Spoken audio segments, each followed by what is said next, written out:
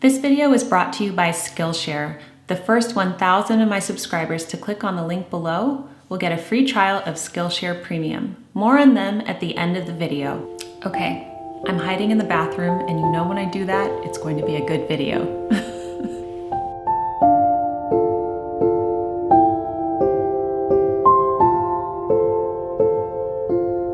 Hi everyone, Jennifer here, and welcome back to the Daily Connoisseur. So yes, I am hiding in my bathroom. The house is full and loud, and I just wanted to come in here and talk to you about something I have been wanting to talk about on the channel for a while, and that is about how we as adults tend to lose ourselves and how we can reclaim our passions, our interests, and our identities.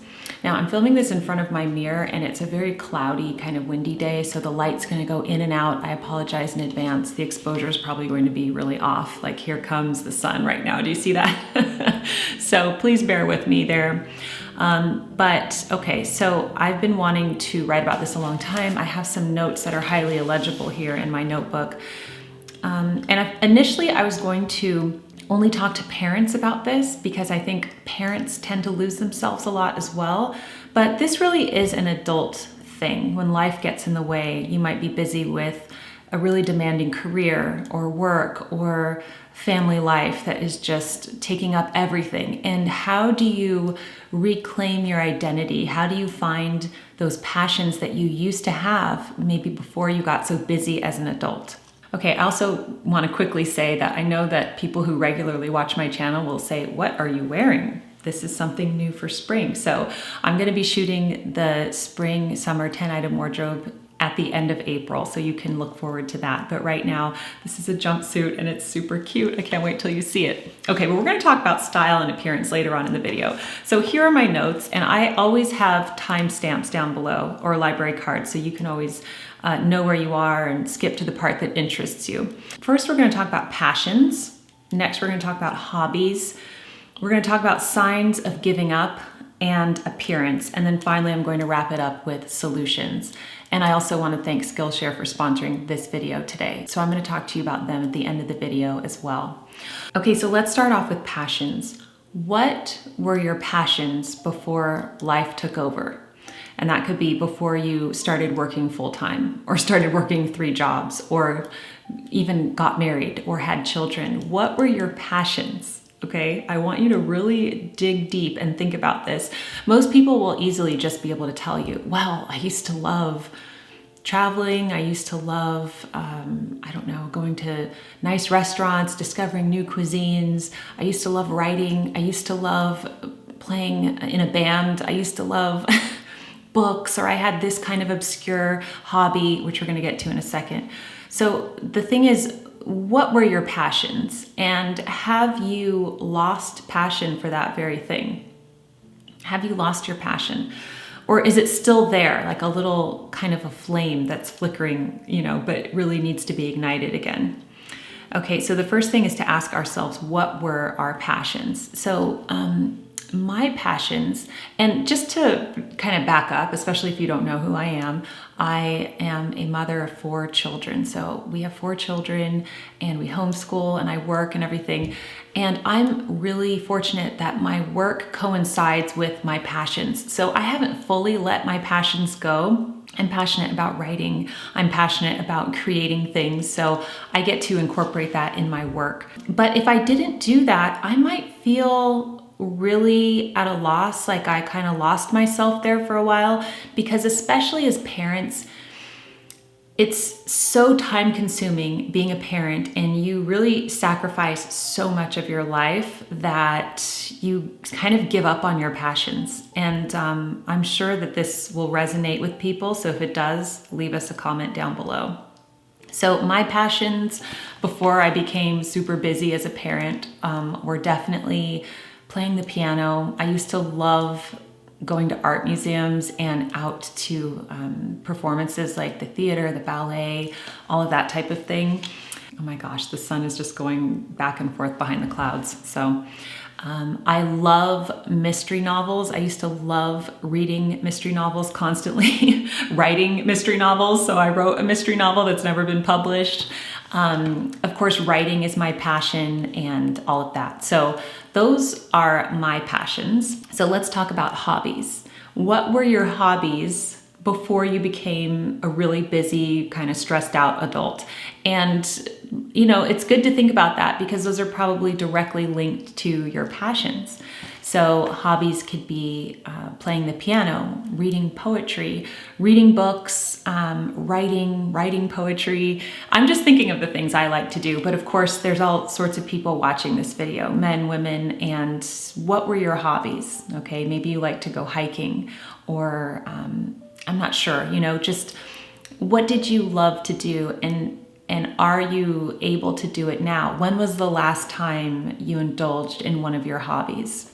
Okay, the next point on my list here is signs of giving up. Now, if you're watching this video, you probably already know if you have kind of given up on your passions and your hobbies and your interests. And it could be that you've come to a crossroads, a tipping point in your life where you think, I'm really burning out on this. I am a human with interests and passions and loves, and I want to explore that. I don't just want to be mom. I don't just want to be the person doing this job or that job or whatever it is that you do, right? Now, the other day I was having dinner with my family, and one of my children kept asking me questions related to schedule and the week and what we were doing and what they could do and things like that. She meant no harm, but I felt like it triggered something in me where I had a little talk with her afterwards. And I said, I am a person too. I'm a human. I know I'm your mom and I'm like the wealth of knowledge for the family schedule, but I just want to talk about life. I want to have a normal conversation with people where they're not trying to get something out of me. Do you know what I mean? Where I want to be seen as another human with interests and passions and things like that. And so she totally understood. And I just said, it's like when you talk to me about more than just our schedule and what I can give you and that type of thing, right? So I think these are the signs of having given up, having lost yourself. The first one would be a lack of interest in the things that you used to love. Resignation, like you just give up, you resign. I can't read my own writing. Oh, a lack of wanting to learn, wanting to grow. That's a big one. And the final thing is complacency. So, signs of giving up maybe would be that instead of pursuing your hobbies and your passions, instead you veg out and binge watch television for a really long time, which I know is really prevalent in our culture. I do think that is a sign of just giving up. Also, signs of giving up can manifest in your appearance, how you present yourself to the world, which is the next thing I want to talk about. So, appearance. Have you let yourself go? What is your style? That's kind of a question that goes in line with what is your passion? What do you love to do in life? And everybody does have a style. I know some people might be watching this and think, I'm not that type of fashion-y, artsy person. I don't have a style. Well, you probably do have a style. And if you've never discovered it, maybe it's time to discover it. But signs of giving up in your everyday life with your wardrobe might look like, just if you're a man, just wearing athletic shorts and an old wrinkled t-shirt every day, your sweatpants. For women, it could be, don't hate me, but it could be every day you're in your yoga pants and your t-shirt, and that's how you present yourself every day with a messy bun and everything. Okay, I'm not saying that there's not room for that type of self-presentation. But what I'm saying is that if you're doing this every day and you don't wear day clothes, why? Why is that? Is it because you're exhausted? Because you don't even know where to begin with how to express yourself? Well, if you're having trouble with that, you could always check out the 10-item wardrobe. 10-item wardrobe is something anybody can do. It's free and it really helps you to look presentable every day and discover your true style. So I'll leave my TEDx talk on the 10-item wardrobe down below, and also my Madame Chic books, which really help to solidify the concept. So that's with appearance. And usually if you have lost yourself, you've not only lost your passions and your hobbies and everything, but you've also let your appearance go slightly too, I find. So okay, those are the major points. Now here's the good news, because I was thinking about how I can offer solutions to people. And by the way, the only reason why I'm talking to you about this is because I have personally experienced all of this. Maybe less on the appearance because that has to do with my work, but there have definitely been times when I've been in the thick of it with children and babies and I'm just exhausted and I have work and we were on like a really tight budget. Those times of my life, I definitely have kind of given up a little bit, you know what I mean? But I'm slowly finding myself again. And so I wrote down some solutions here to help you to find yourself again. Okay, the number one thing that I think is important here is to cut out the things that are making you complacent. So for most people, this is going to be media, either watching television, like binge watching TV, or going on the internet too much, going on your social media too much. I think those are the two things that are making people complacent. If you used to love to read books or write things or create things or do things, now you will probably find if you don't do them anymore, it's not that you don't have as much time, but your leisure time, the time that you do have to spend, maybe is sitting in front of the television watching a really good show for 4 hours straight. So that was something that was really a problem for me. I was watching so much television, it was ridiculous. So I kind of went the extreme because I'm a very extreme person. So I stopped watching it altogether. But I'm not saying that you shouldn't watch it, and I'm not saying I'll never watch it again. If a really good show comes on, I might one day, if I have time, sit down and watch it, you know? So, but if you find that television is a problem, you know, it's like in that book, Atomic Habits by James Clear, make your bad habit really hard to get to, and make your good habit that you want to implement the path of least resistance. So if you have a bad habit of watching too much television, unplug the TV so that every time you have to watch it, you have to recalibrate it, right? Or if you have a problem spending all your time on Facebook, just watching what other people are doing, log out of Facebook and require yourself to enter your really complicated password every time you have to go on. And over time, you just will not be bothered to do it. You know, you won't do it because you just won't do it because you can't be bothered, basically. So those are some good ideas. So make the good habit that you want to implement the path of least resistance. If you want to read more, set up a really nice reading nook, put a book there, and make time in your day to read. Instead of watching TV for an hour, maybe read for at least 20 minutes, right? Or 30 minutes. And then slowly you'll start to do that more.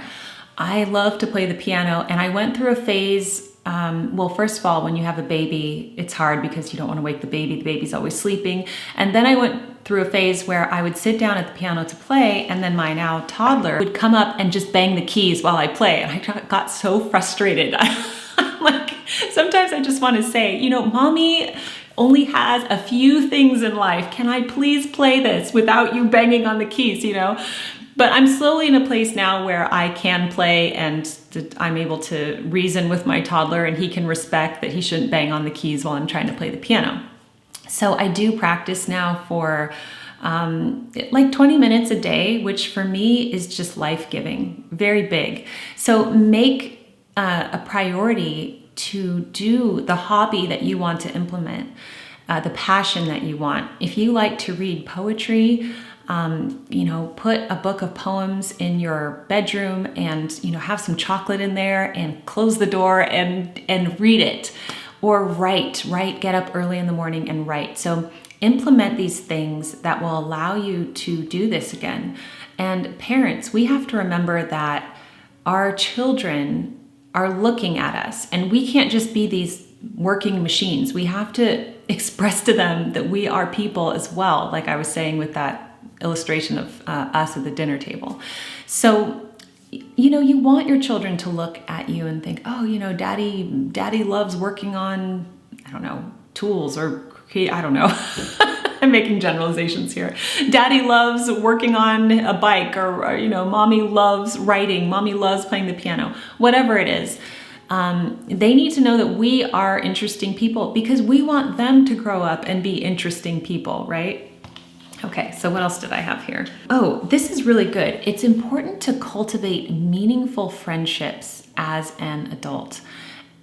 You might already have some really good friends, and don't let those friendships go. Cultivate those friendships. Maintain your relationship with these people.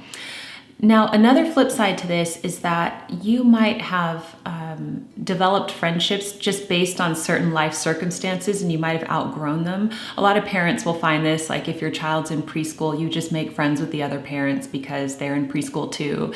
And then, your children grow apart, you don't have that much in common anymore. So it might be time for you to find a good friendship. And how do you make friends as an adult?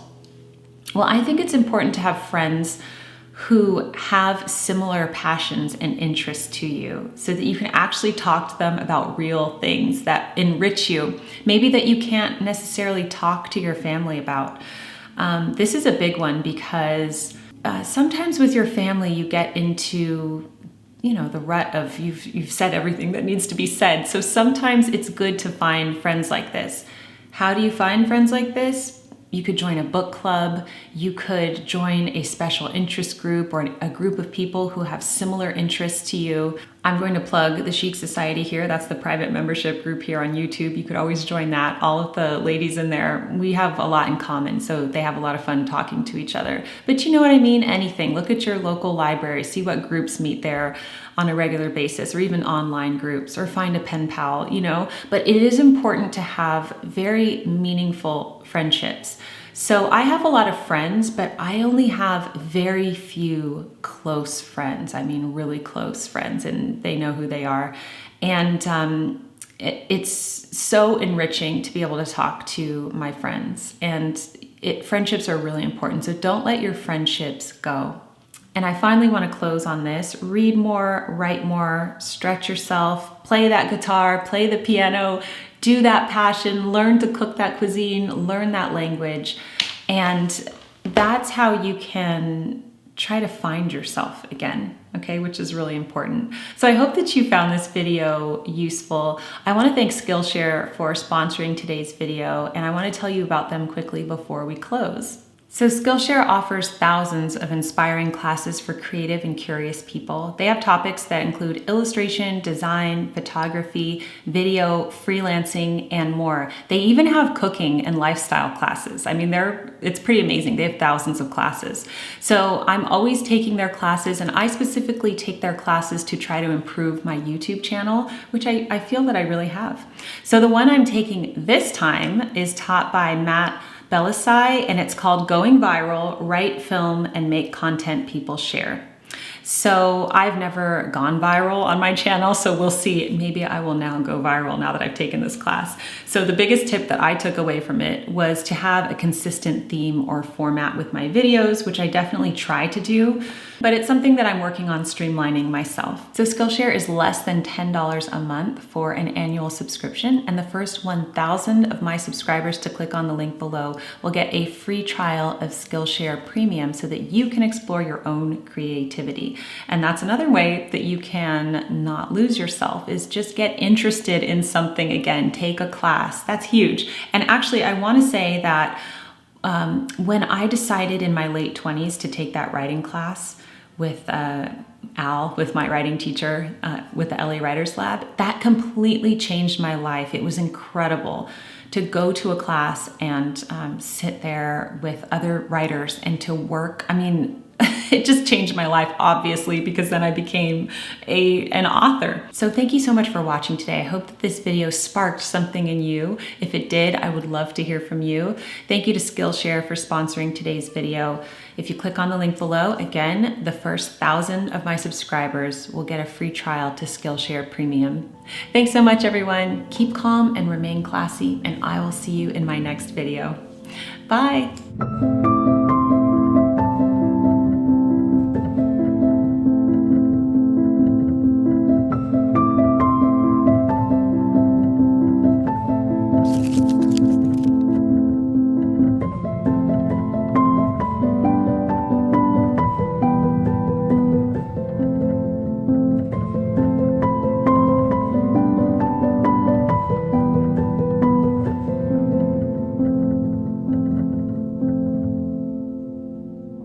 you.